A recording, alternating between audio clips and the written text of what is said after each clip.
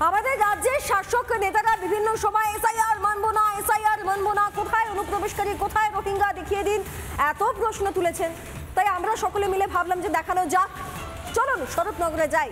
শরৎনগরে হাতে বস্তা মাথায় বস্তা গোটা পরিবার নিয়ে দেখুন মানুষগুলো রাস্তায় বসে রয়েছে। কি মনে হচ্ছে আপনার? এমনি বসে রয়েছে এরা, কিভাবে যাচ্ছে দেখুন, হেঁটে হেঁটে। মনে হচ্ছে কি ঘুরতে যাচ্ছে?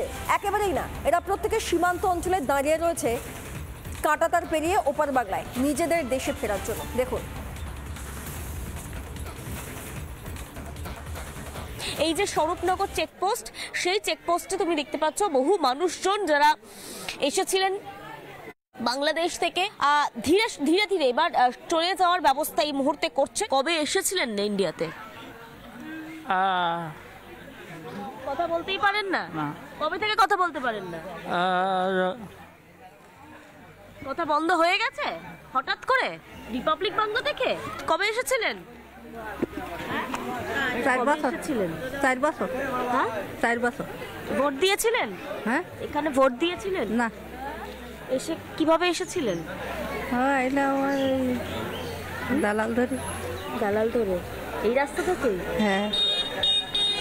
এখন ফিরে যাচ্ছেন কেন? বাইরে যাচ্ছে, বাংলাদেশের লোকটাই যাচ্ছে। কোথায় থাকছিলেন আপনারা? আমরা ওই আটগড়ায় ছিলাম।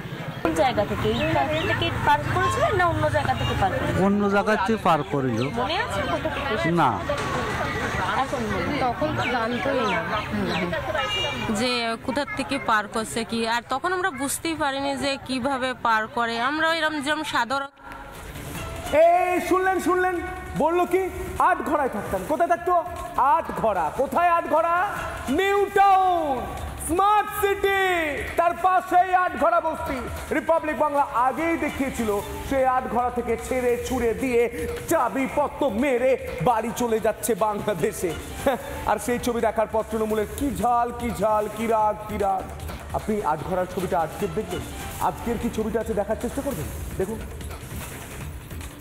রয়েছে আটঘরায়। গত কয়েকদিন আগেও আমরা আটঘরায় পৌঁছেছিলাম রিপাবলিক বাংলা, এবং আটঘরায় আমরা এসে কথা বলেছিলাম যারা বাংলাদেশ থেকে এখানে এসেছিলেন। তারা জানিয়েছিলেন যে বাংলাদেশ থেকে তারা চোরাই পথে অর্থাৎ ঘুর পথে দালালকে টাকা দিয়ে তারা এই কলকাতায় এসেছিলেন, ভারতে প্রবেশ করেছিলেন। তবে এই মুহূর্তে যে ছবি দেখা যাচ্ছে সেটা কিন্তু একেবারে ভিন্ন ছবি। আটঘরা বস্তি কিন্তু এই মুহূর্তে সম্পূর্ণ ফাঁকা।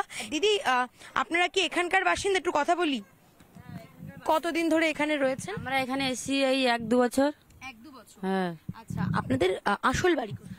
মেদিনীপুর, পূর্ব মেদিনীপুর। আমরা যে আছি এখন, আমরা এই দেশীয়।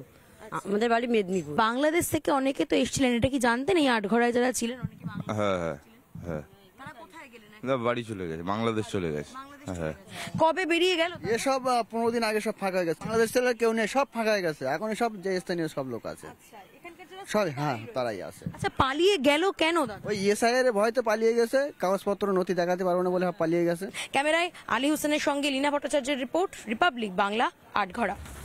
নানা ধরনের কন্টেন্ট দেখার জন্য লাইক করুন, শেয়ার করুন আমাদের ফেসবুক পেজ, সাবস্ক্রাইব করুন আমাদের ইউটিউব চ্যানেল।